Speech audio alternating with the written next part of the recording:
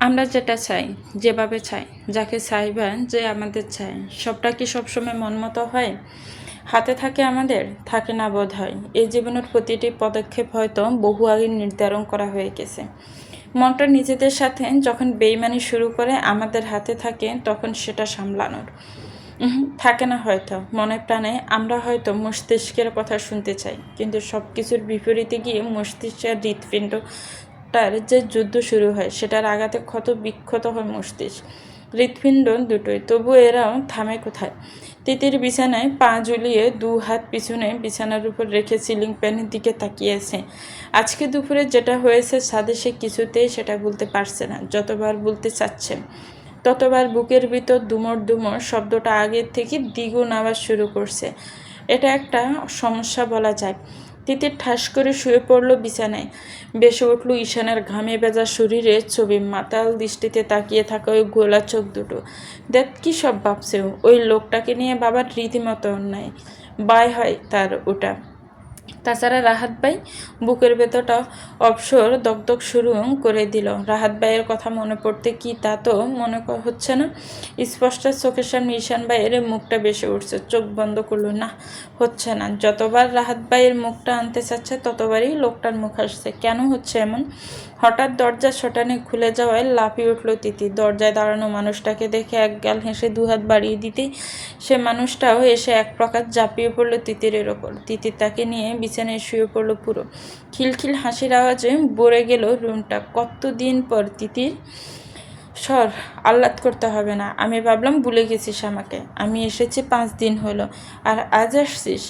তোমার দু গাল টিপে ধরলো তিতিরের। আহ্লাদি গলায় বলল, আই এম সরি সোনা, বিশ্বাস কর বাসায় ছিলাম না আমি। নানু বাড়ি থেকে এসেছি 20 মিনিট। মা যে মুহূর্তে বলছে তুই এসেছিস, এই দেখ জামাটাও চেঞ্জ করিনি, ছুটে চলে এসেছি। তিতির নিজেও জাপটে ধরলো তোমাকে। তোমার তার সম্পর্কে মামাতো বোন, পাশের বাসা। তোমার বাবা তিতিরের মামাদের আপন চাচাতো ভাই। তিতির আর তোমার ছোটবেলা থেকে হরিহর আত্মা একদম একসাথে বড় হওয়া। Primary school level, high school লাইফের একাংশ। তাছাড়া বাড়িতে যতক্ষণ থাকে এদের আলাদা করা দেয়। এখন সময় পাল্টাছে, হয়তো সময়ের সাথে একসাথে থাকার সময়ের পরিবর্তন এসেছে, তবে দুজনের বন্ধুত্ব বা ভালোবাসা এক ফোঁটাও কমেনি। আজও দুজনে ভার্সিটি ছুটে হলে প্ল্যান করে একসময় বাড়িতে চলে আসে। তিতির শুকনো চুমো দিল তোমার গালে। এক গাল হাসলো, জানি আমি, তুই ছিলি না, মাফ করলাম তাই। ধন্যবাদ বারবি ডল। তিতির এক ছুটে গেল নিজের সুটকেসের দিকে। বৃষ্টির জন্য নিয়ে আসা গিফট একরকম ছুড়ে দিল তার কোলে। খবরদার, এখন খুলবি না। তোমা মুখ বাঁকালো। আমি এখনই দেখব। তিতির চোখ গরম করে তাকাতেই জিনিসটা রেখে দিয়ে গা ঘেঁষে বসলো তমা। মুখে টোপে বাঁকা হেসে জিজ্ঞেস করলো, তোর রাহাত ভাইয়ের কী খবর সেটা বল। তিতিরের মুখটা কেমন যেন গম্ভীর হয়ে গেল সঙ্গে সঙ্গে। কেন এমন হলো সে সেটা জানে না। সিঙ্গাপুর গেছেন উনি, তোকে ছাড়াই? একেবারে হানিমুনের জন্য চলে যেতি। তোমার কথা গায়ে মাখল না তিতির। অন্যবার হলে হয়তো এটা নিয়ে খুব ইয়ার্কি চলতো বেশ কিছুক্ষণ। আজ ইচ্ছে করছে না। এর আগে যতবার এসেছে তমা তাকে আর রাহাত বাইকে নিয়ে খেপাতো, তবে তখন তো একদমই কিচ্ছু ছিল না। এখন উনি, তারপরও রাহাত ভাই এখন যেমন অ্যাবসোর করেছেন, তখন তো জাস্ট তার প্রতি কেয়া ছাড়ার কিচ্ছু প্রকাশ হ্রাস করতো না। ঠোঁট উল্টালো তিতির। যা তা বলিস না। ওহ, তুমি তলে তলে টেম্পো চালাও, আমি বললেই হরতাল। তিতির তোমার ঘাড়ে হাত দিয়ে টেনে শুয়ে পড়লো বিছানায়। হাত পা ছড়িয়ে সেটা নয়, কাহিনী ঘটে গেছে, সেটা তোকে বলিনি এখনো। তোমা কুনুইয়ে ভর দিয়ে কাঁধ হয়ে তাকালো তিতিরের দিকে। হানিমুনে গেছিলি? দেখ, তা না, উল্টাপাল্টা বকিস না, শোন আগে। এটা প্লিজ বলিস না, বাচ্চা আছে তোদের। তিতির তপ্ত চোখে এক নজর তাকালো তোমার আগ্রহ ভরা হা করা মুখের দিকে। ওর তাকানোর অবস্থায় হাসি পেল ওর। মুখ ঘুরিয়ে সোজা তাকালো সিলিংয়ের দিকে। বাজে বকিস না, রাহাত ভাই আমাকে বিয়ে করতে চায়। কি? তোমার লাফিয়ে উঠল পুরো। তিতির এক হাত ধরে টেনে বসালো তাকে, চেপে ধরল মুখটা। আস্তে ভাই, এত বড় কথা, এত বড় কথা তুই আমাকে এতক্ষণ না বলে বসিয়ে রেখেছিলি? আসলি তো কিছুক্ষণ প্রথম কথাতেই তো বললাম। তমা মাথা নাড়ল দুদিকে। সবটা বল, খুলে বল, সব খুলে বল। থাম বলছি। তমা এক প্রকার হাঁপাচ্ছে উত্তেজনায়, হাঁ করে তাকিয়ে ঠেলে তাগাদা দিতে লাগলো তিতিরকে সব বলার। আসার আগের দিন রাতে হুট করে সোজা বিয়ের প্রস্তাব দিয়েছে। তিতিরকে এতটুকুন বলে থামতে দেখে বিরক্ত হলো তমা। কষা রুগীর মতো থেমে থেমে না বলে সবটা বল না বাল। আন্টি হজে গিয়েছেন, ওখান থেকে ফিরলে আমার বাড়িতে আসবে মামাদের কাছে প্রস্তাব নিয়ে। ওয়াহ জানেমান, কি সুইট। তুই কি বললি? তারপর তিতির চোখ বুঝলো। কি বলবো আর? বলেছি আসুন, তারপর পরিবারকে জানান, তারা যা বলবে তাই। আমার কোনো মতামত নেই। সম্মান করি আপনাকে, কিন্তু ভালো হয়তো এখনও বাসি না। ভালোবাসা কাকে বলে সেটা অনুভব করিনি। তোমার নিজেও মাথা নাড়ল। তাকে না মানার কারণ নাই। পারফেক্ট প্যাকেজ একটা। অরম ছেলে ফেলে সাথে সাথে 300 কবুল পরে ফেলবো। ইউ আর লাকি বাই, God blessed you both my love. আর ভালো টালো এক্কেরই বিয়ের পরে বাসবে। অমন ছেলে ফেলে রাত দিন বুকে নিয়ে ভালোবাসা যায়। তিতির নিজেও হাসলো। সত্যিই তাই। রাহাত ভাই একটা পারফেক্ট মানুষ। যে কোনো মেয়ের লাইফ পার্টনার এমনই হওয়া উচিত। তো আমার রাহাত ভাই সম্পর্কে সবটাই জানতো বরাবর। রাহাত জানানোর অনেক আগে থেকেই তিতির আন্দাজ করেছিল সবটা। মেয়েদের সিক্স সেন্স বলে কথা। এই মুহূর্তে নিজের রুমে যাচ্ছিল ঈশান। রাহাত ভাই নামটা শুনে থেমে গেল ঈশান। না চাইতেও কানে গেল কিছুটা। রাহাত নামটা সে এই মেয়ের মুখে বেশ কয়েকবার শুনেছে। এই মেয়ের ফোনে কল আসা থেকে শুরু করে এখন তোমার কাছেও একে নিয়ে গল্প করা হচ্ছে। ঈশান ব্রুকুসকে দাঁড়িয়ে থাকে। খিলখিল হাসির আওয়াজ ভেসে আসছে রুমের ভিতর থেকে। কেন যেন রাগ হচ্ছে তার। কেন হচ্ছে রাগ? হওয়া উচিত কি? কারণ আছে কোনো? হয়তো আছে, নয়তো নেই, কে জানে। রাইসুল দেওয়ান এবং তার স্ত্রী রাহেলা দেওয়ান এই মুহূর্তে বসে আছেন চন্দ্রা দেওয়ানের কামরায়। পরিবেশ ভয়াবহ, থমথমে। এর কারণ তারা দুজন বুঝতে পারছে না। কেন জরুরি তলব করা হয়েছে, আর কেনই বা তখন থেকে তাদের মা এমন পাথর হয়ে স্থির দৃষ্টি জানালার দিকে দিয়ে বসে আছেন। সুমি দেওয়ান এগিয়ে গিয়ে বসলেন শাশুড়ির পাশে। পাশের বেডসাইড টেবিল থেকে গরম তেলের বাটি হাতে নিয়ে আলতো হাতে মালিশ করতে লাগলেন পায়ে। তিনি নড়চড় করলেন না একদম। রাইসুল দেওয়ান এবার খানিকটা গলা পরিষ্কার করলেন কেশে। দীর্ঘ গলায় ডাকলেন মাকে। মা। চন্দ্রা দেওয়ান তাকালো এবার ছেলের দিকে। এক হাতে ইশারা করলেন কাছে গিয়ে বসতে। রাইসুল সাহেব বসলেন। মায়ের পায়ের কাছে গিয়ে চন্দ্রা দেওয়ান বৌমাকেও রাখতে বললেন তেলের বাটি। চুপ করে সামনে বসতে বললেন। রাহেলা দেওয়ান বসলেও তাই। চন্দ্রা দেওয়ান তাকালো পরপর দুজনের দিকে। তোমাদের সাথে আমার কিছু কথা ছিল। রাইসুল সাহেব সাথে সাথে উৎসাহ নিয়ে মাথা নাড়ল। বলো মা। তিনি খানিকটা দম নিলেন হয়তো। আমি যা বলবো তার সাথে তোমরা একমত নাও থাকতে পারো। আমার কথা তোমাদের মতের সাথে নাও মিলতে পারে। মা আপনি যা বলবেন কোনোটাই আমাদের। ছেলের বউকে এক হাত তুলে থামতে বললেন তিনি। শেষ করতে দাও সবটা, তারপর তোমাদের মতামত শুনব। স্বামী স্ত্রী দুজনেই মাথা জাকালো। বাকিদের না ডাকার কারণ আছে। ডাকিনি কেন ভাবছ হয়তো। তারও কারণ আছে। দরকার তোমাদের দুজনকেই। ঈশানকে নিয়ে কথাটা। দুজনেই তাকিয়ে রইল মায়ের পরের কথা শোনার জন্য। ঈশান দাদুভাইয়ের বিয়ে ঠিক করলে তোমরা। এত বড় সিদ্ধান্ত তোমাদের মনে হলো না আমাকে জানানো দরকার? আমি বেঁচে আছি এখনো, নাকি গুরুত্বটা আর? মা এটা কি বলছো? তোমার মত না নিয়ে কিছু করবে, এটা কিভাবে ভাবলে তুমি? আমার কথা শেষ করতে দাও রাসু। বাড়ির বড় নাতিও, আমার জান ও, অথচ তার বউ আসবে সেটা জানার অধিকার আমার নেই? ঠিক আছে, সেটা বিষয় নাই। বিষয়টা সম্পূর্ণ অন্য। তোমাদের ছেলের বউ আসার কথা। কবে আসবে সে? রাহেলা দেওয়ানের দিকে তাকিয়ে কথাটা বললেন এবার তিনি। মা মেয়েটার বাবা অসুস্থ। তাছাড়া কাল রাতে ঈশানকে জিজ্ঞেস করতেই বিষয়টা নিয়ে কথা বলতে না করলো। এখন নাকি আবার বিয়ে নিয়ে ভাবছে না। আর কিছু বলল না। চন্দ্রা দেওয়ান দীর্ঘশ্বাস ফেলল। এই খবর জানে সে। কাল রাতেই অনিমার থেকে শুনেছে সে। হাত বাড়িয়ে একটা ডায়েরি হাতে নিল। ছলছল চোখে তাকালো। এটা তনয়ার ডায়েরি। তনয়া নামটা কানে আসতে স্বামী স্ত্রী দুজনের চোখও ছলছল করে উঠল। তিনি এক হাত বাড়িয়ে টেনে নিলেন সুমির হাতখানা। তনয়ার কথা মনে পড়ে বড় বৌমা? রাহেলা দেওয়ান মাথা নিচু করে ফেললেন। টপ টপ করে কয়েক ফোঁটা পানি পড়ল কোলের ওপর। তনয়াকে বলা সম্ভব? এই জীবনে সম্ভব? প্রাণের বান্ধবীকে বলা সম্ভব? যার হাত ধরে এই বাড়িতে বউ হয়ে এসেছিল সে? এক আত্মা এক প্রাণ বলা হতো। ননদ ভাবির সম্পর্কে আরও 16 বছর আগে থেকে তাদের বন্ধুত্ব। তারপর সম্পর্কের প্রমোশন করে তনয়াই নিয়ে আসে ভাইয়ের বউ করে তাকে। এক মুহূর্তে থাকতে পারতো না কেউ কাউকে ছাড়া। চোখের সামনে ভেসে উঠল প্রিয় মানুষটার কাপড়ের কাপড়ে মোড়া নিষ্প্রাপ মুখখানা। বুকটা খা খা করে উঠল। ভুলতে পারে না সে সেই বীভৎস দিনটা, যেদিন তার হাতে হাত রেখে হাসপাতালে শেষ নিঃশ্বাস ছেড়েছিল তার বোন সম ননদ বান্ধবীটা। আমি ওকে এই জীবনে ভুলতে পারি মা? চন্দ্রা দেওয়ান চোখ মুছিয়ে দিলেন। বৌমা, সেটা সে জানে। বৌমা আর তার মেয়ে একে অপরের জন্য ঠিক কী ছিল। তোমার শ্বশুর আর তনয়া দুজনেই আজ আমাদের ছেড়ে চলে গেছে। আশ্চর্য হলো একটা কথা কি জানো? তাদের শেষ কিছু ইচ্ছের মধ্যে একটা ইচ্ছে মিলে গেছে।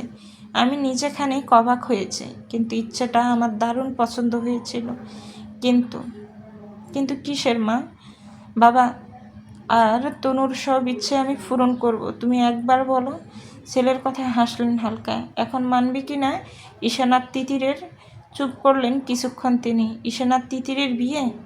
রাইসুল দেওয়ান রাহেলা দেওয়ান চমকে উঠলেন। হতবিহ্বল হয়ে গেলেন পুরো। চমকাচ্ছ? আমিও চমকেছিলাম। যখন তোমাদের বাবা তনু মারা যাওয়ার পর একদিন আমাকে বলেছিলেন, আমি হাঁ হুঁ করলেও গুরুত্ব দিইনি। ওরা বড় হবে, ওদের পথ ওরা নিজেরা বেছে নেবে। আমাদের পুরানো জামানার চিন্তা ভাবনা মতামত ওদের ওপর চাপিয়ে দেওয়া অন্যায়। কিন্তু চোখে আসা পানিটুকু শাড়ির আঁচলে মুছলেন তিনি। কিন্তু অবাক সেদিন হয়েছিলাম, যেদিন তনুর এই ডায়েরিখানা আমি খুঁজে পাই। হাতের ডায়েরিখানা রাহেলা দেওয়ানের দিকে ঠেলে দিলেন তিনি। সুমি পাতাটা উল্টালেন। চিহ্ন দেওয়া পাতাটা বের করলেন, পড়লেন। বেশ কয়েকবার হাত বোলালেন লেখাটুকুতে। টপ টপ পানিতে ভিজে গেল ডায়েরির পাতা। আমি যেদিন জানতে পারি তনয়ের ইচ্ছা এটা ছিল, সেদিন থেকে আমি কেমন একটা স্বার্থপর হতে শুরু করলাম বোধ হয়। সবসময় মনে হতো ওদের দুজনে বিয়ে হলে কঠিন দৃষ্টিতে তাকালেই দুজনের দিকে। আমি চাই তোমরা তোমাদের ছেলেকে বোঝাও সে যেন তিতিরকে বিয়ে করেন। তোমাদের বাবা আর তনয়ের শেষ ইচ্ছাটা আমাকে মৃত্যুর আগে পূরণ করে যেতে পারি। দুজনে থ হয়ে তাকিয়ে আছে মায়ের দিকে। আমি জানি তোমাদের মত হয়তো নেই, কিন্তু আমি তবুও চাই। এখন এটা আমারও শেষ ইচ্ছা বলতে পারো। রাহেলা দেওয়ান ফুপিয়ে কেঁদে উঠলেন, হয়তো প্রিয় বান্ধবীর স্মরণে তার শেষ ইচ্ছার কথা জানতে পেরে। বৌমা, ডায়েরিটা তুমি রাখো। আমাকে এখনই জবাব দিতে হবে না তোমাদের। আজ রাতে ডায়েরিটা পড়ো। তোমাকে না বলা অনেক কথাই এখানে লিখে গেছে তনু। ক্ষমা করো আমাকে। আমি পড়েছি, আমি চাই তুমিও পড়ো। তারপর না হয় কাল তোমাদের দুজনের সিদ্ধান্ত আমি জানতে চাইব, আর তোমাদের ছেলেকে আমি নিজেই বলতে চাই। তবে তার আগে তোমাদের। রাইসুল দেওয়ান মায়ের হাত মুঠো করে ধরল। আমার বা রাহেলার কারোরই কোনো অভিযোগ নেই মা? প্রশ্ন চোখে তাকালো স্ত্রীর দিকে। সুমি দেওয়ান মাথার উপর নিচ করলেন। আমার আর রাহেলার সিদ্ধান্ত আমরা এখনই জানিয়ে দিলাম মা। আমাদের কোনো কিছু বলার নেই। তুমি যা ভালো মনে করবে সেটাই। আর ঈশানের সাথেও তুমি কথা বলতে পারো। আমার মনে হয় না ঈশান তোমার কথা ফেলবে। চন্দ্রা দেওয়ান মৃদু হেসে মাথা নাড়লেন। তিনি জানতেন তার পুত্র বা পুত্রবধূ কেউই দ্বিমত করবেন না। তবে ঈশানকে নিয়ে যে বেশ বেগ পেতে হবে সেটা তিনি বুঝতে পারছেন। তবে অনিমার মুখে তিনি শুনেছেন তার দাদুভাই যে মেয়েকে পছন্দ করতেন, সে মেয়ে কোনো কারণে এখন সম্পর্কটা চাচ্ছেন না। নাতির বন্ধুবান্ধবগুলোরও বাড়িতে সেই ছোটোবেলা থেকে যাতায়াত, তার সাথেও তাদের বন্ধুর মতোই সম্পর্ক। তিনি তাই অনিমাকে বলেছিলেন ঈশানের পছন্দ সম্পর্কে জানতে। এটাও সত্যি, ঈশানের সাথে যদি রুষার সম্পর্কে এই ফাটল না আসতো, সে তিতিরের কথাও তুলতেন না। মৃত্যু অবধি মনেই ছাপা রেখে যেতেন। কি লাভ মনের উপর বৃথা জোর খাটিয়ে, যে মনে অন্য কেউ। তবে অনিমার কথায় সেই স্পষ্ট টের পেয়েছে তার নাতি সে মেয়েকে ভালোবাসেনি। তাহলে সমস্যা কোথায় তিতিরকে বিয়ে করতে? তিতিরের মতো মেয়ে সে নিশ্চয় না ভালোবেসে পারবে না। রাইসুল দেওয়ান আর রাহেলা দেওয়ান বেরিয়ে গেলে নীরবে গড়িয়ে পড়া চোখের পানিটুকু সযত্নে মুছে ফেললেন সফেদ শাড়ির আঁচল দিয়ে।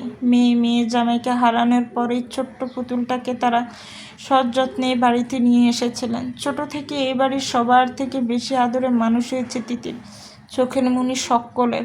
তাকে এই বাড়িতেই আজীবন রাখতে পারলে ক্ষতি কী? আর যেখানে দুটো মৃত্যু মানুষের শেষ ইচ্ছে ছিল, তিনি বুক ভরে শ্বাস নিলেন, হেলান দিয়ে চোখ বুঝলেন তার দাদুভাই রাজি হবে তো তার পুতুলটাকে বিয়ে করতে। আজ পয়লা ফাল্গুন, সাথে ভালোবাসা দিবস। তিতির সকাল সকাল রীতিমতো এক ঘর থেকে অন্য ঘরে ছোটাছুটি করছে, একবার নিশির রুমে তো একবার নুরির রুমে। নিশি দুজনে শাড়ি পরে ফেলেছে এরই মধ্যে। সুমি দেওয়ানি সবাইকে শাড়ি পরিয়ে দেন।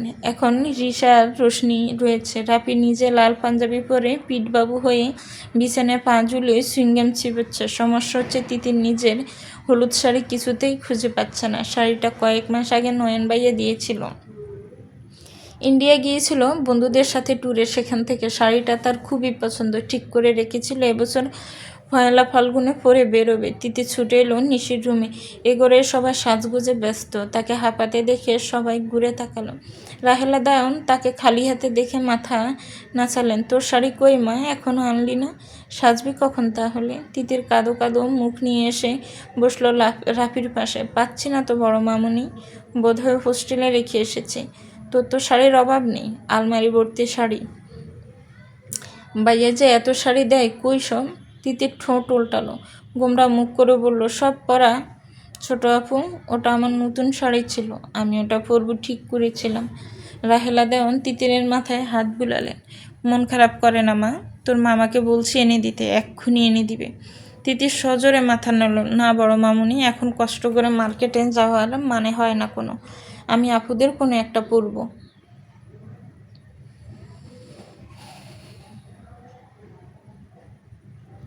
রাহেলা দেওয়ান ডানে বাঁয়ে মাথা নাড়ল। যে মেয়ে কখনো এসব অনুষ্ঠানে শাড়ি রিপিট করে না, আজ তাকে নাকি তারা পুরনো শাড়ি পরতে দেবে?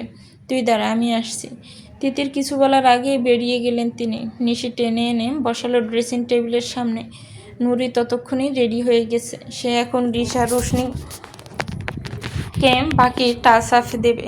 নিশি সাজাতে বসলো তিতিরকে। মা শাড়ি আনু, তোকে ততক্ষণে সাজিয়ে ফেলি। তিতির মাথা জাকালো, ঘড়ির দিকে তাকালো একবার। তমাটা এখনও আসেনি। ওকে সে কখন বলেছে শাড়িটা পরেই চলে আসতে। মেয়েটা সবেতে লেট করে। দরজায় কড়া নাড়ার শব্দে চোখ পিটপিট করে তাকালো ঈশান। মহা সমস্যা হয়েছে তার বাড়িতে আসার পর থেকে। একটা দিন যদি শান্তিতে ঘুমাতে পারে সে, সকাল সকাল এসে কেউ না কেউ ডাকাডাকি শুরু করবেই করবে। মুখটা বালিশে ডলল, উপুর হয়ে শোয়ার অভ্যাস তার, তাও আবার উদাম গায়ে। গায়ে জামা কাপড় জড়িয়ে ঘুমাতে পারে না। এটা তার এক ধরনের বোধাভ্যাসই বলা যায়। হিম করা শীত রুম হিটার চালু করে হলেও তার খালি গায়ে শোয়া চাই। উঠে বসে পাশ থেকে হাত বাড়িয়ে টি শার্টটা জড়িয়ে নিল শরীরে। দ্রুত পায়ে এসে খুলল দরজা। মা দাঁড়িয়ে আছে। মা তাকে এক সময় ডাকার কথা না। অবাক হলে সে। সাইড হয়ে দাঁড়িয়ে ভেতরে আসা ইশারা করলো মাকে। সুমি দেওয়ান ঢুকলো রুমের ভিতর। বিছানার দিকে তাকিয়ে বুঝলেন ছেলের ঘুমের সময় এসে পড়েছে সে। অপরাধী চেহারা করে বললেন, আব্বা ঘুমাচ্ছিলে? ঈশান চোখ ডলল। মায়ের হাত ধরে টেনে বসালো বিছানার কিনারে। কিন্তু তুমি নিশ্চয়ই কোনো দরকারে এসেছো, বলো। দাঁড়া। রাহেলা দেওয়ান উঠে গিয়ে দরজা আটকালেন গিয়ে। তারপর আবার এসে বসলেন ছেলের পাশে। এক হাতে ছেলের এলোমেলো চুলগুলো গুছিয়ে এক পাশে ঠেলে দিলেন। তাকিয়ে রইল কিয়ৎক্ষণ ছেলের মুখের দিকে। আনমনে একটা শব্দ বেরিয়ে আসলো তার মুখ থেকে, মাশাআল্লাহ। আল্লাহ তার ছেলে মেয়েগুলোকে এত যত্ন করে করে বানিয়েছেন। সবকটা ছেলে মেয়ে তার রূপে গুণে অনন্য। এই যেমন ঈশানটা। পুরুষ মানুষের মধ্যে যত ধরনের সৌন্দর্য দেওয়া যায়, সৃষ্টিকর্তা বোধহয় সব ঢেলে দিয়েছে। পুরুষ মানুষের চোখ এত সুন্দর হয়, মনের পর্দায় এবার ভেসে উঠল তিতিরের মুখখানা। আবার বুক ছিঁড়ে আল্লাহর কাছে শুকরিয়া বেরিয়ে আসলো। তার ওই মেয়েটা তো সাক্ষাৎ পরী। কল্পনা করলেই ঈশান আর তিতিরকে একসাথে অজান্তেই মুখে হাসি ফুটলাম। শাশুড়ি তো ঠিকই বলেছেন, এই দুজনকে একসাথে দেখলে গোটা দুনিয়া হা করে তাকিয়ে থাকতে বাধ্য। কি সুন্দর মানাবে দুজনকে। কিন্তু যতই হোক, কথা এগোনোর আগে ঈশানের মনের কিছুটা হলেও তো তার স্পষ্ট হওয়া দরকার। তিতিরকে না হয় সে পরে ভালোবাসবে, কিন্তু আগে যে মেয়েটার কথা জানিয়েছিল সে মেয়ের কি হলো? আর যদি সে মেয়ে ঈশানের মনে থেকেই যায়, তারপর জোর করে তিতিরের সাথে বিয়ে দিল, যদি তার ছেলেটা তাদের মেয়েকে মেনে না নেয়, তার মেয়েটার জীবনও তো তখন নষ্ট হয়ে যাবে না? মা হিসেবে এটা সে কখনো হতে দিতে পারে না। তাই পরে কষ্ট পাওয়ার থেকে তিনি তার ছেলেকে আগেই বোঝাবেন। হাত বাড়িয়ে ধরল ঈশানের হাতটা, টেনে নিজের কোলের উপর রাখলো। ঈশান চুপচাপ বসে রইল, মা কি বলতে চায় শোনার অপেক্ষায়। আব্বা, আমাকে তুই বন্ধু ভাবিস? সব সময়। তুমি ছাড়া কোথাও শান্তি আছে আমার, বলো? রাহেলা হাসলেন ছেলের কথায়। ছেলেটা তার ছোট্টবেলা থেকে বাধ্য, মা তার বেস্ট ফ্রেন্ড। রাহেলা দেওয়ান নিজেও আজীবন চেষ্টা করেছেন ছেলে মেয়েগুলোর বন্ধু হতে। প্রথমে বন্ধু না হলে ভালো মন্দের সময় তাকে সন্তানরা নির্দ্বিধায় সব খুলে বলবে কেন? শুধু তার পেটের সন্তানটা নয়, বরং এ বাড়ির সবকটা ছেলে মেয়েই তার ভক্ত। যে কোনো সমস্যায় তাদের বড় মাকে আগে চাই। তাহলে আমাকে বলবি না বাপ? ওই যে মেয়ের কথা বললি আমাকে নিয়ে আসার কথা, ওই মেয়েকে আনলি না কেন? মা, তোমাকে বললাম না সেদিন। ঈশানের কথা শেষ করতে দিলেন না তিনি, এদিক ওদিক মাথা নাড়লেন। আমি ওই কথা শুনতে চাচ্ছি না। আমাকে মিথ্যে বলতি না তুই আগে, আজ কেন বলছিস? ঈশান চুপ করে রইল কিছুক্ষণ, মায়ের মুখ পানে তাকালো। আমি মিথ্যে বলিনি মা, তোমার বয়স হয়েছে, এ বয়সে আমি তোমাকে, তোরা সব কটা আমার প্রাণ। তোদের এদিক সেদিক কোথাও কিচ্ছু হলে আমি টের পাই। তুই যা বলছিস তা হয়তো মিথ্যা নয়, কিন্তু ওটা আসল কথা না যেটা আমি জানতে চাই। ঈশান কিছু বলার আগে হাতটা টেনে নিজের মাথায় ছোঁয়ালেন। ঈশান চমকে হাত সরাতে চাইলেও সুমি দেওয়ান ছাড়লেন না, বড় নিশ্চিত ছলছল চোখে নিয়ে তাকালেন ছেলের দিকে। আমার কসম বাপ, কি হয়েছে বল? ঈশান মায়ের হাত টেনে এনে চুমু দিল একটা। তোমাকে চিন্তা দিতে চাইনি আমি মা। তাহলে বল সবটা। ঈশান মুচকি আসলো। তার মা সবটা না শুনে মোটেই হার মানবেন না, এটা সে খুব ভালো করে জানে। ভালো মতো ঘুরে বসলো মায়ের দিকে, মায়ের হাতটা নিজের হাতে মুঠোয় নিয়ে খুলে বলল সবটা। সুমি দেওয়ান কপাল কুঁচকে আগ্রহ নিয়ে শুনল সবটা। ঈশান থামলো, দুজনেই দীর্ঘশ্বাস ফেলল। তিনি বুঝলেন ছেলের সবটা। বাপ, আমি নারী, নারীর মন তুই চিনিস না, এটা আমি ভালো করে বুঝি। তার থেকেও বড় কথা, মেয়েটাকে তুই ভালোবাসিস না বাপ, এটা জানিস তুই? ঈশান নিঃশব্দে হাসল। ভালোবাসা কাকে বলে সেটাই বুঝি না আমি মা। যে কারণে রুষার প্রতি আমার কি ছিল আমি জানি না। যা ছিল সেটা কেবলই একজন নারীর প্রতি সম্মান, অনেকটা দায়িত্ব মনে করে সে সম্মান রক্ষা করতে চাওয়া।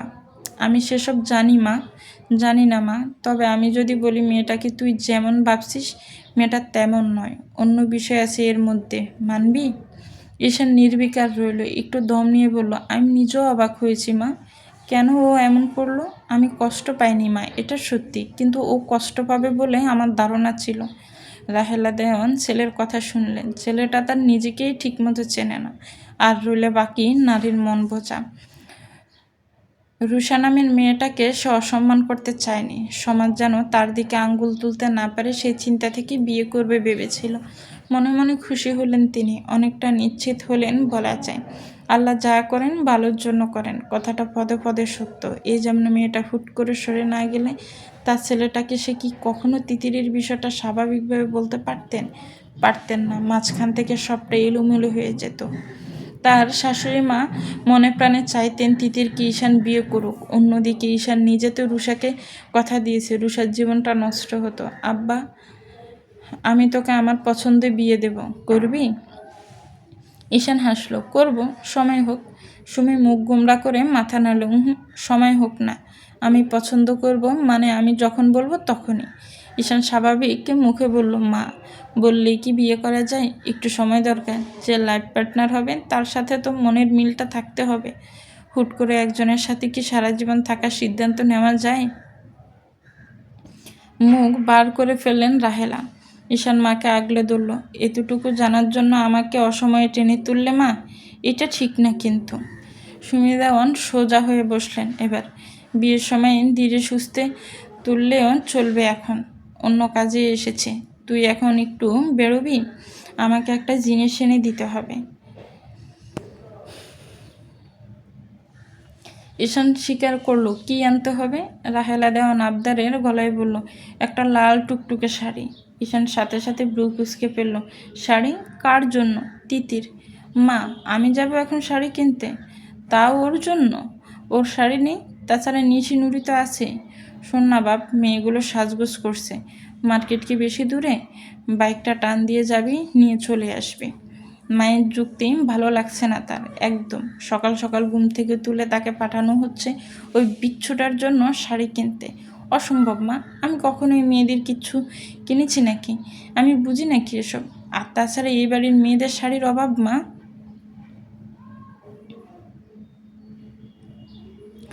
রাহেলা দেওয়ান এত সহজে হার ছাড়ান মানুষ নয়। মেয়েটাকে কখনো কোনো অনুষ্ঠানে এক শাড়ি দুবার পরায়নি আমি। এবারের শাড়িটাও হোস্টেলে রেখে এসেছে। আর আমার মেয়ে পুরান শাড়ি কেন পরবে? টাকার অভাব তোদের? বাড়ির মেয়েকে একটা নতুন শাড়ি এনে দিতে পারছিস না? ঈশান মহা বিপদে পড়ে গেছে।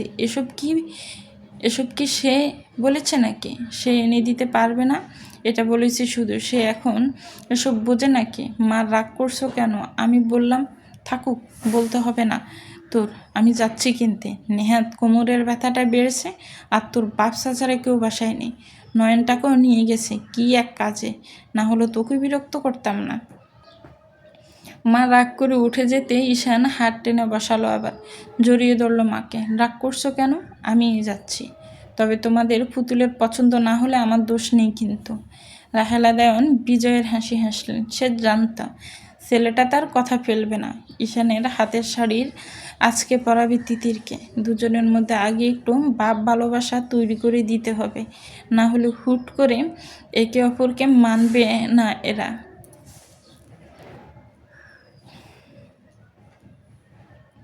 তুমি যাও, আমি ফ্রেশ হয়ে বেরোচ্ছি, ঘন্টাখানেক লাগবে নিয়ে আসতে। চলবে?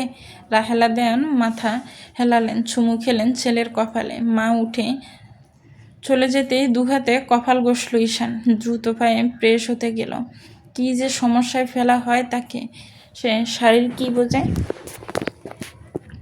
ফ্রেশ হয়ে বেরিয়ে শার্টটা গায়ে জড়িয়ে বাইকের চাবি হাতে নিয়ে বেরিয়ে গেল। অনিমাকে কি ডাকবে? না থাক, এরা আরেক ঝামেলার মানুষ। তিল থেকে তাল বানাবে, তারপর সব কটা মিলে তাকে উঠতে বসতে টিস করবে।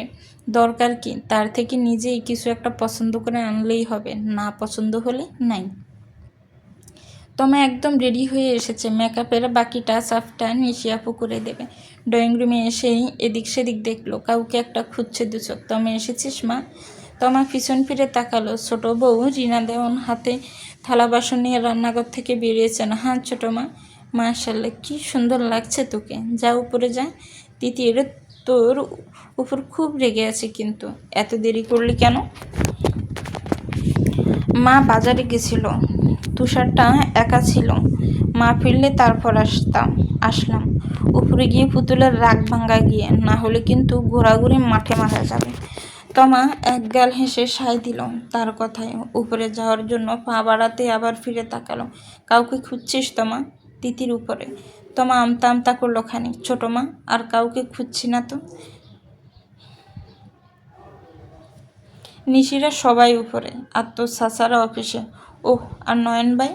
ছোটো গিন্নি উত্তর দেওয়ার আগে সাথে সাথে আবার বলল, মানে নয়ন ভাই, রাফি, ঈশান ভাই ওরা পাঞ্জাবি পরবে না? আর রাফি তো রেডি হয়ে বসে আছে, দেখ গিয়ে। ঈশানটা কি এক দরকারে বের হলো মাত্র, আর নয়ন অফিসে গেছে। তোমার মনটা খারাপ হলো। আজকের দিনে আবার কিসের অফিস? কোথায় ভাবলি একটু মানুষটার সাথে ঘুরতে পারবে আজকে? এত সুন্দর করে শাড়ি পরলো সে, কাকে দেখাতে? তাকেই তো। তা বলদ লোকটা টের ফেলে তো পাত্তাই দেয় না কখনো। এত সুন্দর করে সেজেগুজে গুড়গুড় করে এ বাড়িতে কখনো চোখ তুলে দেখলে তবে তো টের পাবে, মেজাজটাই খারাপ হয়।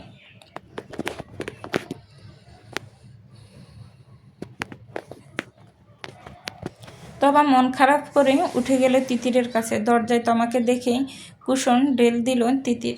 তেতে উঠল এক প্রকার। মহারানীর আসার সময় হয়েছে তাহলে। তোমার জানতো এমনই হবে। অসহায় মুখ করে বানিয়ে দুহাত বাড়িয়ে এগিয়ে এলো বান্ধবীর রাগ ভাঙাতে। তিথি সেজে গুজে বসে আছে, শাড়ি পরেনি এখনো। সুমি দেওয়ান বলে গেছেন শাড়ি আনতে পাঠিয়েছে, কিছুক্ষণের মধ্যে চলে আসবে। নিশিনিরি সবাই প্রায় তৈরি। এখন রিশা, রোশনি আর তোমাকে রেডি করলেই তিতিরের শাড়ি চলে আসলে জাস্ট শাড়িটা পরাবে, ব্যাস। নয়নের কল বেসে উঠল নুরির ফোনে। 2 মিনিট কথা বলে তাকালো সবার দিকে। ভাইয়া একটু অপেক্ষা করতে বলেছে, একা বের হতে নিষেধ করেছে, আসছে। তোমার মনটা নিমিষে ভালো হয়ে গেল। যাক, দিনটা মাটি হবে না অন্তত। প্রতি বছর এই দিনে সব কটা মিলে ঘুরতে বের হয়, নয়ন অবশ্য নিয়ে যায়। শাড়ি পরে এমন পরীর মতো বন্ধের সে মোটেই একা ছাড়তে রাজি নয়। এলাকার বদ কিছু ছেলেফেলের কাজই মেয়েদের পিছনে লাগা। আর যাই হোক, দেওয়ান বাড়ির মেয়েদের তারা অসম্মান করবে না। তারপরেও মেয়েগুলো বড় হয়েছে, সাবধান থাকা উচিত। আর ভাই হিসাবে এটা তার দায়িত্ব। দোকান থেকে বেরিয়ে বাইকের সামনে এসে দাঁড়ালো ঈশান। সানগ্লাসটা চোখে পড়ল। তাকালো এক নজর হাতের প্যাকেটটার দিকে। লাল টুকটুকে একটা শাড়ি। সে বোঝে না এসবের। তাদের পরিবারের মেয়েরা যেখান থেকে কেনাকাটা করে সেখান থেকে দামি একটা শাড়ি নিয়েছে সে। শাড়ি না চিনলেও খুব বুঝতে পারছে শাড়িটা দারুণ। বাইকে চাবি লাগিয়ে উঠে বসলো। প্যাকেটটা ঝুলালো সামনে। যা না চাইতো চোখের সামনে ভেসে উঠল তিতিরের মুখটা। বাচ্চা বাচ্চা মুখ, শরীরটাও পুরো বাচ্চার মতোই লাগে। সে নাকি পরবে শাড়ি, তাও লাল শাড়ি। কেমন লাগবে তাকে? কল্পনায় ভেসে উঠল অপূর্ব এক রূপ। খারাপ না বোধ হয়। হাত ঘড়িতে সময় দেখলো একবার, ফোনে 11টা বাজে। এরই মধ্যে বেশ কয়েকবার মায়ের কল এসেছে। শাড়িটা কিনেছে শোনার পরে ক্ষান্ত হয়েছে সে। জোরে সোরে বাইক ছাড়লো সে। শাড়ি পৌঁছে না দেওয়া অবধি মা তার শান্তি দেবে না। রাহেলা দেওয়ান শাড়িটা নিয়ে তিতিরের কাছে আসলেন, সযত্নে পরিয়ে দিলেন। সুবহানাল্লাহ, ছেলেটার রুচি আছে। ঘরের বাদ বাকি সবাই মুগ্ধ হয়ে তাকিয়ে আছে তিতিরের দিকে। জীবন্ত এক পুতুল তাদের চোখের সামনে, সাক্ষাৎ পরী একটা। রাহেলা দেওয়ান জড়িয়ে নিলেন মেয়েকে। ইস, কারণ নজর না লাগুক আমার মেয়েগুলোর। একগাল হেসে আয়নায় তাকালো তিতির। নিজেকে দেখে নিজেই তাকিয়ে রইল কিছুক্ষণ। এর আগে লাল শাড়ি পরা তার হয়নি। এত সুন্দর লাগবে বুঝলে আগেই পরতো। কে এনে দিল বড় মামুনি? কে আর আমার ছেলে? তিতির খুশি হলো। সে জানতো নয়ন ভাই শুনলেই এনে দেবে। আর কোনো প্রশ্ন না করে এক এক করে সবাই বের হলো। নুরি জানালো নয়ন ভাই আজ তাদের পার্কের দিকে যেতে বলেছে। সে একটা কাজ সেরে আসছে। একে একে সবাই এসে নামলো ড্রয়িং রুমে। ঈশান সোফায় বসে সকালের নাস্তা করছে, দৃষ্টিতে ফোনের দিকে। সিঁড়িতে পায়ের শব্দে ঘুরে তাকালো। বোনেরা সব নামছে। রাফি, রিশা, রোশনি দৌড়ে এলো ভাইয়ের কাছে। মাশাল্লাহ, আমার বোনগুলো তো এক একটা পরী মতো লাগছেন ভাইয়া। আর আমি? রাফি গাল ফুলিয়ে জিজ্ঞেস করলেন। ঈশান গাল টেনে দৌড়লো তার। তুইও কি পরী হতে চাস? হো হো করে হেসে উঠল বাড়ির সবাই। রাফির লজ্জা পেল, মুখ লুকালো ভাইয়ের গাঁড়ে। বারবি, আসতে নাম। প্রতি বছর এই দিনে তুই একবার হলেও আসার পড়িস কিন্তু। মোটেও না, এবার পড়বো না। ঈশান গলার আওয়াজ শুনে ঘুরে তাকালো। একটা হার্টবিট মিস হলো যেন। সবাই নিচে এসে দাঁড়িয়েছে। সবারই নজর সিঁড়ি থেকে দ্রুত পায়ে নেমে আসে এক কিশোরীর পানে। ঈশানের মনে হলো এ এক রাজপরী। লাল টুকটুকে শাড়ি গায়ে জড়ানো, মোটেই বাচ্চা লাগছে না, বরং নারী শরীরে সাফ স্পষ্ট ফুটে উঠেছে শরীরে। সম্পূর্ণ এক নারী লাগছে একদম। ভুবন মোহিনীর রূপ সে নারীর। খোলা আঁচল এক হাতে তুলে দিল ঘাড়ের উপর, 2 হাতে শাড়ির কুচি দৌড়ল উঁচু করে। এক প্রকার নাচতে নাচতে নামছে যেন। হাত ভর্তি ছুরি ঝনঝন করছে। আঁচল তুলেন দেওয়ায় উন্মুক্ত দবদবে ফর্সা লতানো কোমর দৃশ্যমান হলো ঈশানের চোখের সামনে। হাতে থাকা কফির কাপ কেঁপে উঠল। ঈশান চোখ সরাতে পারল না। তিতির স্থবির ভঙ্গিতে হাতে থাকা কানের দুলজোড়া বাড়িয়ে ধরল ছোট মার দিকে। লাগিয়ে দাও না ছোট মামুনি, তুমি ছাড়া এই কানের দুল কেউ পালাতে পারে না। ঈশান গোড় লাগা চোখে দেখলো সামান্য কানের দুল লাগাতে না পারার আফসোস একটা মানুষ কেমন চটপট করতে পারে। আর সেই কপাল কুঁচকে থাকা অস্থির মুখটা ঠিক কতটা সুন্দর দেখানো সম্ভব। মুখে হালকা মেকআপ করেন তবে। পাতলা ঠোঁটে ডার্ক রেড কালার লিপস্টিক। চুলগুলো মাঝ বরাবর সিঁথি কেটে খোলা ছেড়ে দেওয়া। রাফি কোলের ওপর নড়ছড়ে বসতে দেন ভাঙল ঈশানের। চোখ সরিয়ে নিল তিতিরের ওপর থেকে।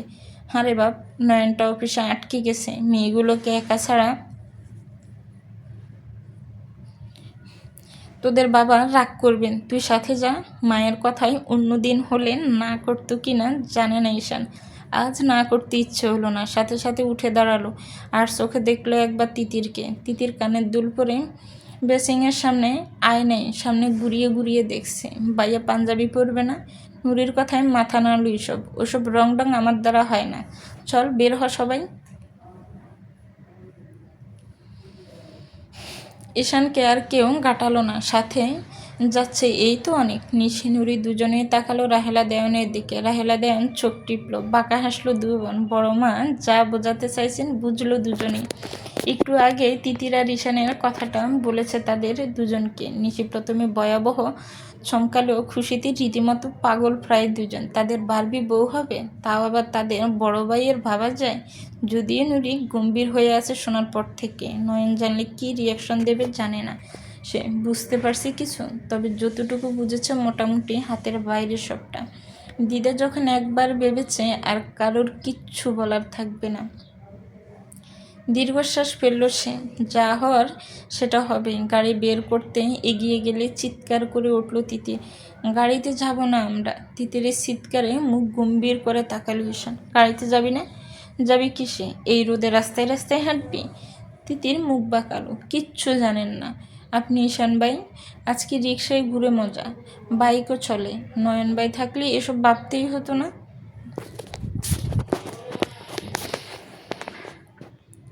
কথাটা বলেই ঘুরল নুরির দিকে। আপু, নয়ন ভাইয়াকে কল দাও তো, আসতে বলো জলদি।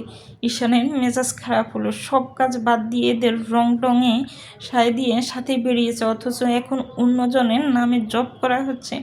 দমকে উঠল তিতিরের দিকে তাকিয়ে। তোদের না হয় কাজ কারবার নেই, কেউ করলে সেটাও সহ্য হয় না দেখছি। তিতির মুখ বেঞ্চি দিয়ে সরে দাঁড়ালো, এগিয়ে গেল রাস্তার দিকে, হাত বাড়িয়ে রিক্সা দাঁড়া করালো। একটাতে নিশি রিসা আর রোশনিকে তুলে দিল, অন্যটাতে নুরি, তমা আর রাফি। তিতির মুখ গোমরা করে অন্যদিকে ঘুরে দাঁড়িয়ে আছে। এগিয়ে গিয়ে রিক্সায় উঠতেই বুঝতে পারলো বাদ আছে সে আর ঈশান। মৃদু আর্তনাদ করে উঠল, আমি তোমার সাথে যাব। তবে ততক্ষণে বাকি রিক্সা দুটো অনেকটা পার হয়ে গেছে। তিতির কাদো কাদো চোখে তাকিয়ে রইল ঈশানের দিকে।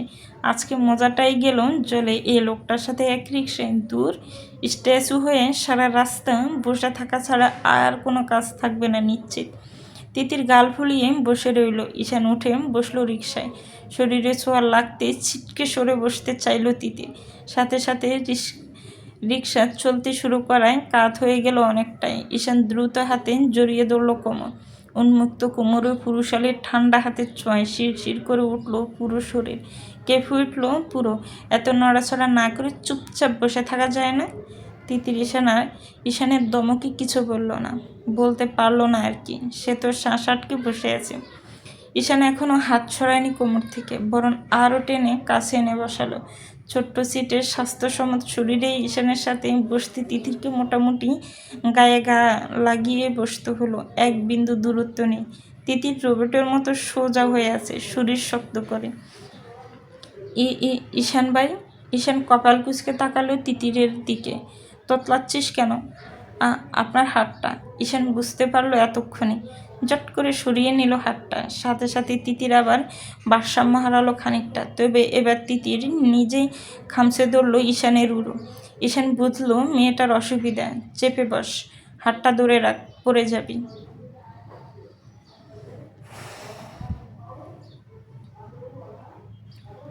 তিতির নিজেও বুঝলো সেটা। খানিক সময় দ্বিধা করলে কাপা হাতে জড়িয়ে ধরল ঈশানের বা হাতটা। ফুল ফুটুক আর না ফুটুক, আজ বসন্ত। কথাটার সাথে আশেপাশের পরিবেশ একদম মিলে যাচ্ছে। গোটা রাস্তায় লাল হলুদ শাড়ি পাঞ্জাবি পরে জোড়ায় জোড়ায় বিভিন্ন প্রেমিক প্রেমিকারা হেঁটে যাচ্ছে। রাস্তায় সারি সারি ফুলের দোকান, উপসে পড়া ভিড় সে সব দোকান। আবহাওয়া স্বয়ং আজে বসে স্বাদ নিচ্ছে। মেঘলা আকাশ, ঠান্ডা বাতাস বইছে আশেপাশে, ফুলের ঘ্রাণে মোমো করছে পুরো। এসবের সাথে পাল্লা দিয়ে দোলা দিচ্ছে দুটো মানব মনে। শিহরণ বয়ে যাচ্ছে পুরো শরীর জুড়ে। স্পর্শ, ধরন, মানুষ সবটা নতুন। তিতিরের হাতে আষ্টিপৃষ্টে ধরে আছে ঈশানের হাতখানা। প্রথমে খেয়াল না হলেও একটু পর ঈশান টের পেল কারোর একজনের হৃদস্পন্দনের দুকদুকানি। বোধগম্য হতে খানিক সময় লাগলো। বিষয়টা মাথায় খেলতে নিজের মাথার ভিতর খানিক ফাঁকা হয়ে গেল বোধ হয়। সাথে জোরালো হলে এবার নিজের হৃদয়ের জ্বর। তিতির হাত জড়িয়ে থাকা ঈশানের বাহুর সম্পূর্ণ আছেন তিতিরের বক্ষ জোরের বাঁ পাশের ওপর। সেখানটায় নরম অংশের নিচে জ্বর তুলেছে হৃদয়খানা। ঈশান চাইলেও পারছে না হাতটা সরিয়ে নিতে। মেয়েটা কি বুঝতে পারছে না ঈশানের হাতের অংশ তার শরীরের কোন অংশের উপর পারছে নাকি? তিতির রীতিমতো গামছে। ছেড়ে দিলেই পড়ে যাবে সে। এর আগে কখনো রিকশায় উঠেনি, এমন অবস্থায় পড়তে হয়েছে বলে মনে হতো না পরে। দু একবার নয়ন ভাইয়ের সাথে উঠেছে। নয়ন ভাই এতটা স্বাস্থ্যবান না হওয়ায় স্বাভাবিক দূরত্বেই বসতে পেরেছে দুজন। তাছাড়া কই কখনো তো নয়ন ভাইকে ছুলে এমন অনুভূতি হয়নি। ভাইয়ের হাত ধরতে আনইজি হওয়ার কথা তো নয়। ঈশানও ভাই তাহলে আজ যে এমন হচ্ছে কেন তার সাথে? রাস্তার ঝাঁকিতে এক প্রকার যা তা অবস্থা দুজনের। রিকশা এসে গন্তব্য থামতে হাঁপ ছাড়ল দুজনেই। ঈশান নামলো, ভাড়া মিটিয়ে খেয়াল করলো তিতিরকে। তিতির তখন শাড়ি ঠিক করে নামার প্রস্তুতি নিচ্ছে। ঈশান হাত বাড়াতে চমকে তাকালো তিতির। ঈশান ভাই তাকে দূরে নামাবে। হা করে তাকিয়ে না থেকে হাতটা ধর, আমি একাই পারবো। অযথা কথা না বাড়িয়ে যা বলছি কর। শাড়ি পেঁচিয়ে পড়ে গেলে কোলে করে ঘুরবো তোকে নিয়ে। ঈশানের ধমকে আর কথা বাড়ালো না তিতির। কাপা হাতটা বাড়িয়ে দিল ঈশানের দিকে। সযত্নে নামালো তাকে। নিশি নুরিরাও নেমে দাঁড়িয়ে আছে একটু দূরে। নিশি তাগাদা দিয়ে সবটাকে নিয়ে ঢুকে গেল পার্কে। তিতির আহত চোখে তাকিয়ে রইল সেদিকে। আজকে এই লোকের পাল্লায় পড়ে সব মজাই নষ্ট। এর সাথে সাথে চলা মানে তিতিরের আরও একটা মনটা খারাপ। তার হাতে পায়ে কোথাও ফুল নেই, মানা যায়? ঈশানকে বলবে সে, কিন্তু সাহস পাচ্ছে না। হঠাৎ হাতটা চেপে ধরল ঈশান। হাঁটা ধরল তিতিরকে নিয়ে। তিতির চমকে তাকিয়ে আছে, একবার ঈশানের মুখের দিকে, একবার হাতটায়। ঈশান ভাই বল, একটা জিনিস লাগতো। কি? ফুল। ফুল দিয়ে কি কাজ? ওই দেখুন না, সবাই মাথায় হাতে পড়েছে। সবাই পড়েছে বলে তোকেও পড়তে হবে? দিন না প্লিজ। আমি ফুল টুল কিনতে পারবো না। চুপচাপ সাথে হাঁট। তিতিরের মন খারাপ হলো। হাত ছাড়িয়ে নিল ঈশানের থেকে। ঈশান বিরক্ত চোখে তাকালো। কি সমস্যা তিতির? বললাম তো, ঝামেলা না করে রাস্তা পার হব চল। তিতির ফুঁসে উঠল, আমি নয়ন ভাইয়াকে কল করব। ভাইয়া থাকলে আমাকে মুখ ফুটে বলতেই হতো না, কখনো বলতে হয়নি। ঈশানের ইচ্ছে হলো থাপ্পড় মারতে মেয়েটার গালে। সারাক্ষণ তার সামনে অন্য নামে তবজি পড়ে। অসহ্যকর একটা মেয়ে। কিছু বলতেও পারছে না, নেহাত বাইরে এসেছে তাই। তাছাড়া পরে এসেছে শাড়ি, তাকানো যাচ্ছে না, পারছে না তাকাতে। সে তাকালেই ভুলে যাচ্ছে আশেপাশের সব কেমন গোলা হয়ে আসছে সামনের এই লাল শাড়ির নারীটা ছাড়া। এ বড় কঠিন অত্যাচার। চলবে তো ভিউয়ার্স, গল্পটার এই পর্ব কেমন লেগেছে একটি কমেন্টস করে জানাবেন। গল্পটা ভালো লাগলে গল্পটাকে লাইক করবেন, গল্পটাকে শেয়ার করবেন, আর আমার চ্যানেলকে সাবস্ক্রাইব করবেন। যারা অলরেডি সাবস্ক্রাইব করে রেখেছেন তাদেরকে অনেক অনেক ধন্যবাদ। ভালো থাকবেন, সুস্থ থাকবেন, আমার চ্যানেলের সাথেই থাকবেন। আল্লাহ হাফেজ। আসসালামু আলাইকুম রহমতুল্লাহ।